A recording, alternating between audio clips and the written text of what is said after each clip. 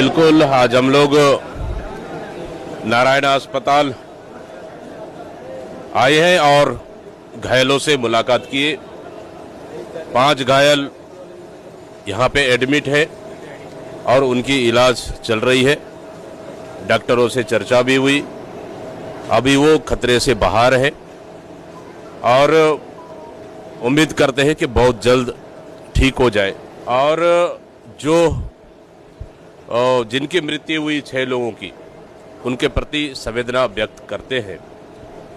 साथ ही जिस तरह से कि 6-7 महीने में एक बार शटडाउन होता है 10 से 15 दिनों के लिए,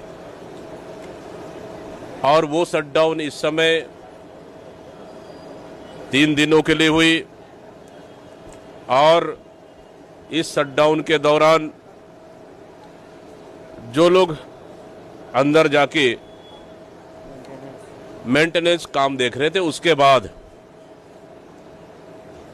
ये बड़ी हादसा हुई, तो निश्चित रूप से बहुत ही चिंताजनक है।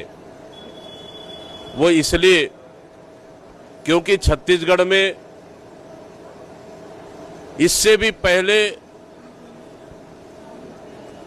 कई बार आधा दर्जन से ज्यादा घटनाएं हो चुकी है।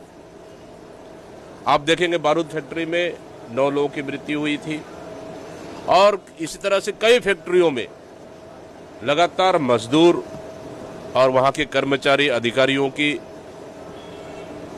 इस वहां के मेंटेनेंस के दौरान जो घटना हुई, इससे कई लोगों की मौतें हुई।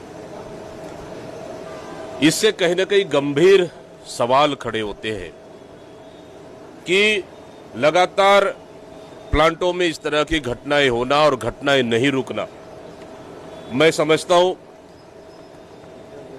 कि कहीं न कहीं उद्योग विभाग की बड़ी लापरवाही है, सरकार की लापरवाही है, श्रम विभाग की लापरवाही है कि समय समय में कि इस तरह के उद्योगों का निरीक्षण, परीक्षण और इस तरह की हो रहा है नहीं हो रहा, ये सबसे बड़ा सवाल है। या फिर पूरी तरह से उनको खुली छूट दी गई है, या जिस तरह से कंपनी एक्ट का पालन हो रहा है नहीं हो रहा है, ये बड़ा सवाल है। आखिर बड़े बड़े उद्योगों में इस तरह की घटनाएं कब रुकेगी? क्या लगातार वहां के कर्मचारी मजदूर इसी तरह हादसे के शिकार होते रहेंगे, मारे जाते रहेंगे? वहां पे काम करने वाले मजदूरों का सुरक्षा भगवान भरोसे है, ये सबसे बड़ा सवाल है। लेकिन दुखद घटना है, जिनकी मृत्यु हुई है, हम उनके लिए मांग करते हैं 1-1 करोड़ रुपए मुआवजे की देना चाहिए, और साथ ही